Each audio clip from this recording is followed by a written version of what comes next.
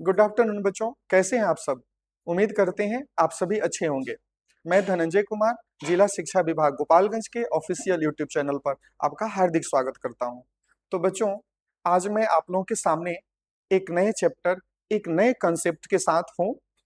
मैं उम्मीद करता हूं कि आपको यह चैप्टर मैं देखता हूं अक्सर बच्चे इस चैप्टर को लेकर के एक डर रहता है, एक फियर रहता है, लेकिन मुझे उम्मीद है कि अगर आप मेरे साथ होते हैं, है ना, इस चैप्टर में, तो मुझे लगता है कि फिर यह चैप्टर आपको बहुत ही आसान लगेगा।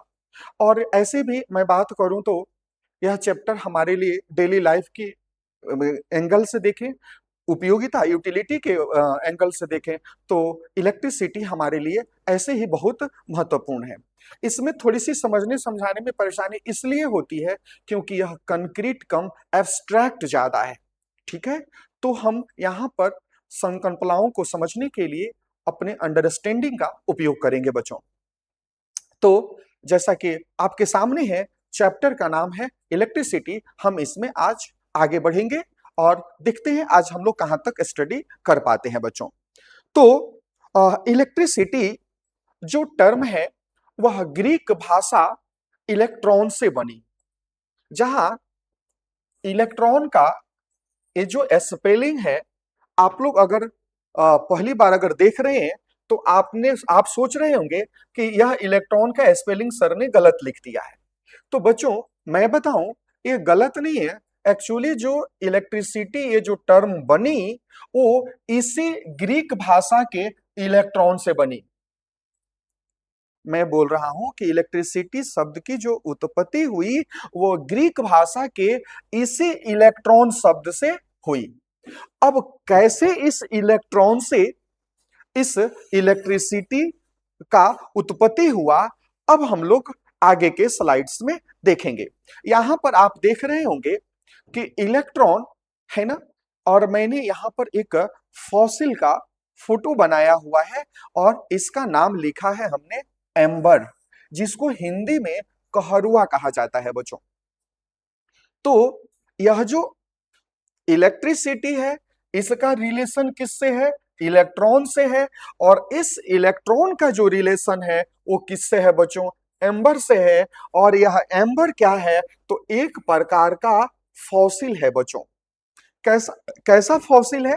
तो मैं आप लोगों को बताऊं, मैं वो नहीं चल रहा है क्या?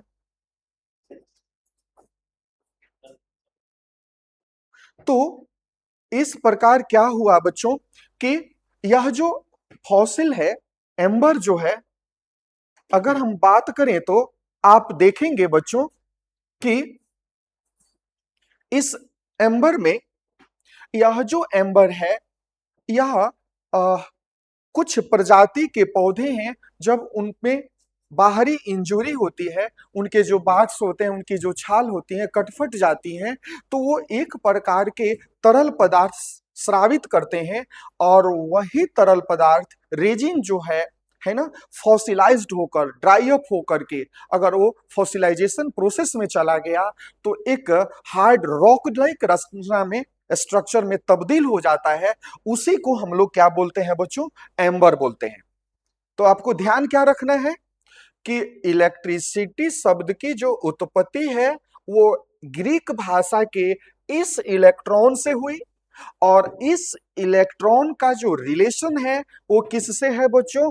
एम्बर से है। ये ध्यान रखना, ये ग्रीक भाषा का है, एम्बर से है। और एम्बर क्या है?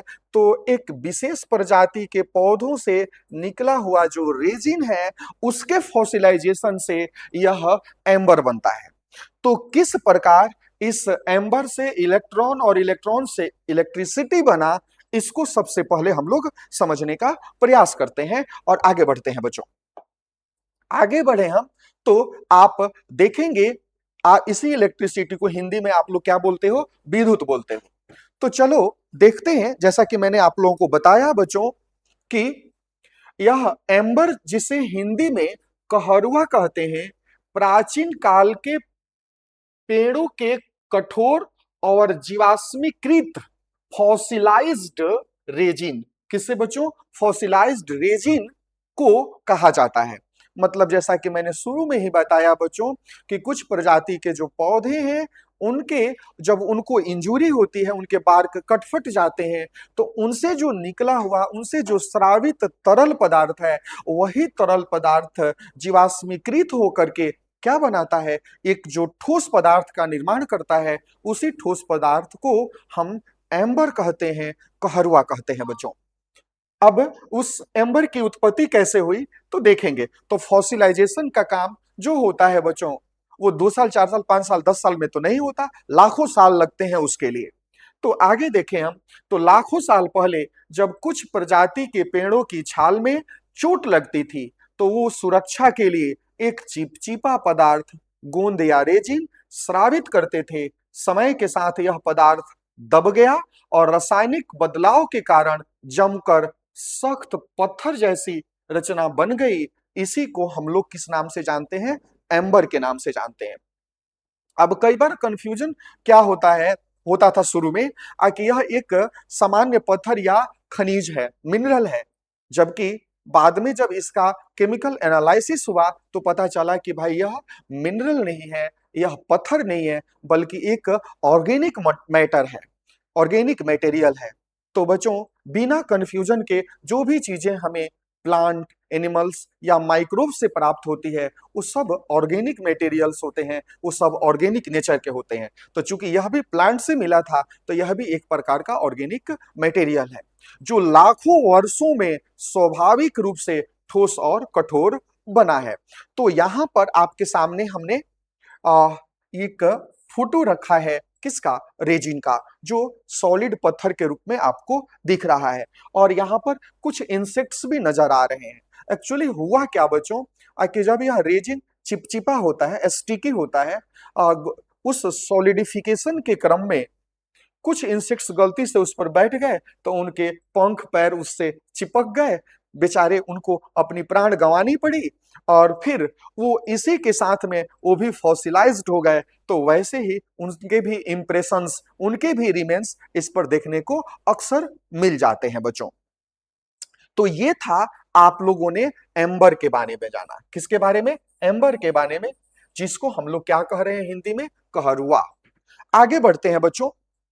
आगे हम अगर बढ़े तो देखेंगे कि अब इस एम्बर का इस इलेक्ट्रिसिटी के साथ में क्या रिलेशन है। मैंने पहले स्लाइड में ही डिस्कस किया था कि क्या होता है। अब इस एम्बर का इलेक्ट्रिसिटी के साथ में क्या रिलेशन है, तो एक प्राचीन ग्रीक यानी यूनानी वैज्ञानिक थे, जिनका नाम था थेल्स। थेल्स ने क्या किया कि यही एम्बर जिसकी मैंने चर्चा अभी की है, इस एम्बर को किससे रगड़ा, ऊन या रेशम से रगड़ा, ऊन या रेशम से रगड़ा। तो उन्होंने पाया कि यह तिनकों और सूखी पत्तियों जैसी हल्की वस्तुओं को आकर्षित करता है।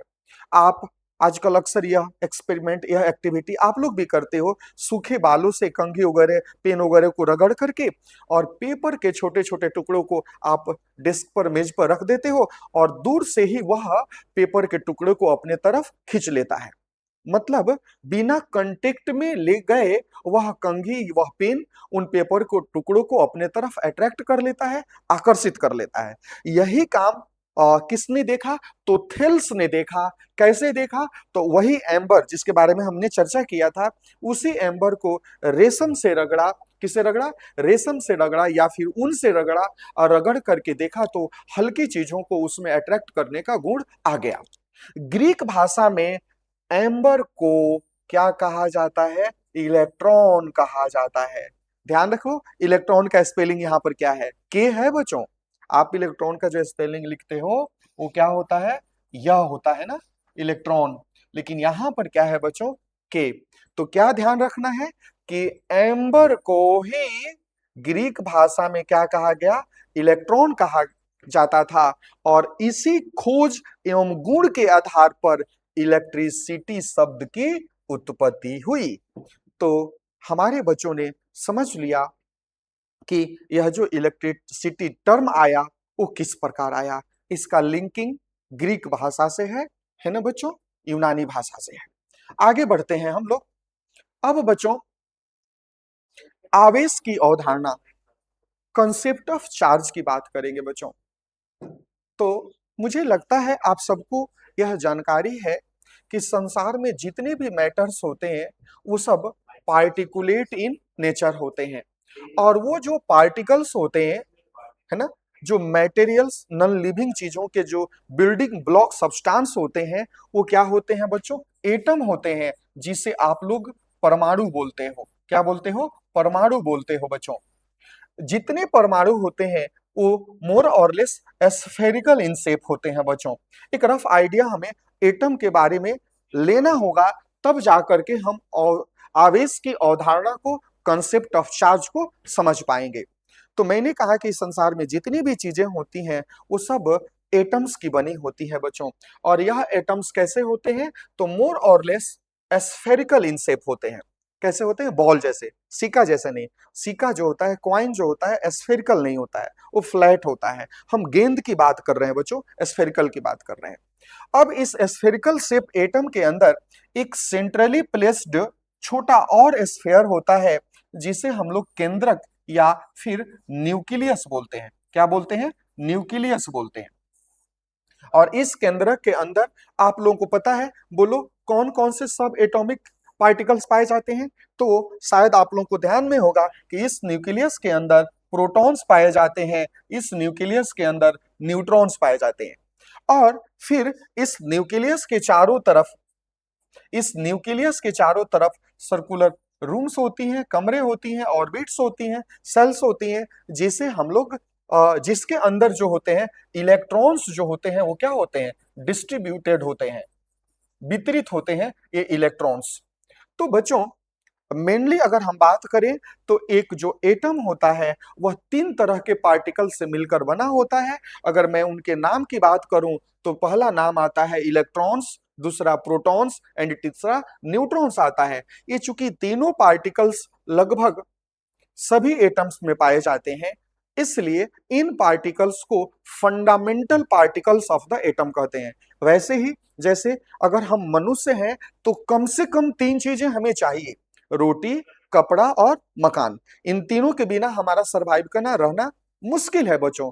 ठीक उसी तरह से अगर हम बात करें तो एटम के अंदर भी ये तीन पार्टिकल्स वेरी कॉमन है, और इसी कॉमन नेचर होने के कारण इन्हें क्या कह दिया गया? Fundamental particles of the atom या सब atomic particles of the atom. Atom से छोटे हैं, एटम को बनाने वाले हैं, इसलिए इसे सब एटॉमिक पार्टिकल्स कह दिया गया। अगर आप लोगों को ध्यान में हो बच्चों, तो ये आपने देखा है कि जो प्रोटॉन्स होते हैं इस पर कौन से चार्ज होते हैं? पॉजिटिव चार्ज होते हैं। और जो इलेक्ट्रॉन होते हैं उस पर कौन से चार्ज होते हैं बच्चों? निगेटिव चार्ज होते हैं। प्रोटॉन्स पर पॉजिटिव चार्ज और इलेक्ट्रॉन्स पर निगेटिव चार्ज होते हैं। और आप लोगों ने Thompson model of an atom जो केमिस्ट्री में 9th में पढ़ा है, उसमें आप लोगों ने देखा है कि जो मैग्नीट्यूड ऑफ निगेटिव चार्ज होता है वो always equal to magnitude of positive charge होता है in case of any atom. और यही कारण है कि जो परमाणु होते हैं वो क्या होते हैं? उदासीन होते हैं। तो क्लास 9th में अक्सर आपसे एक क्वेश्चन भी पूछा जाता था कि परमाणु जो होते हैं वह विद्युतः उदासीन होते हैं, इलेक्ट्रिकली न्यूट्रल होते हैं, क्यों? तो उसका जवाब आप लोग क्या देते थे कि किसी भी परमाणु के केस में जो नंबर ऑफ प्रोटॉन्स होते हैं वो इक्वल होते हैं नंबर ऑफ इलेक्ट्रॉन्स के। यानी एटम के केस में जो धन आवेश होता है वो बराबर होता है ऋण आवेश के, मैग्नीट्यूड में, परिमाण के सेंस में। यही कारण है कि एटम पर कोई आवेश नहीं होता। एटम्स जो होते हैं इलेक्ट्रिकली न्यूट्रल होते हैं, विद्युतः उदासीन होते हैं। अब अगर हम बात करें बच्चों तो आप देखेंगे कि जो ये एटम है तो हर एटम में इलेक्ट्रॉन और प्रोटॉन होंगे और उनका नंबर बराबर होगा, यानी हर एटम जो होगा वो क्या होगा? न्यूट्रल होगा। तो वैसे केस में अगर हम देखें बच्चों तो एक बात आप लोगों को समझ में आएगी कि अगर ये दो एटम है, ठीक है, ये दो एटम है और इस दोनों एटम में बच्चों इलेक्ट्रॉन का नंबर प्रोटॉन के नंबर के बराबर होगा। इलेक्ट्रॉन का नंबर प्रोटॉन के नंबर के बराबर होगा। लेकिन अगर कुछ हम ऐसी व्यवस्था कर दें जिससे इसमें से इलेक्ट्रॉन ट्रांसफर होकर के इसमें चला जाए, तो अब बताओ, पहले ना दोनों इक्वल था बच्चों, अब जब इलेक्ट्रॉन ट्रांसफर हो गया इसमें, जब इस पर निगेटिव चार्ज है, तो क्या होगा? जब इलेक्ट्रॉन इस पर ट्रांसफर हो जाएगा तो इसमें कौन ज्यादा हो गया? प्रोटॉन अब ज्यादा हो गया। पहले ना ये दोनों बराबर थे, जब इलेक्ट्रॉन कम हो गया तो ये प्रोटॉन क्या हो जाएगा? ज्यादा हो जाएगा। इसका मतलब अब इस एटम पर कौन सा चार्ज आ जाएगा? इस एटम पर पॉजिटिव चार्ज आ जाएगा, है ना? यह केटायन में पॉजिटिव चार्ज एटम को किस नाम से जानते हैं बच्चों? केटायन के नाम से जानते हैं। किसके नाम से? केटायन के नाम से जानते हैं। इसे आप लोग ध्यान रखोगे।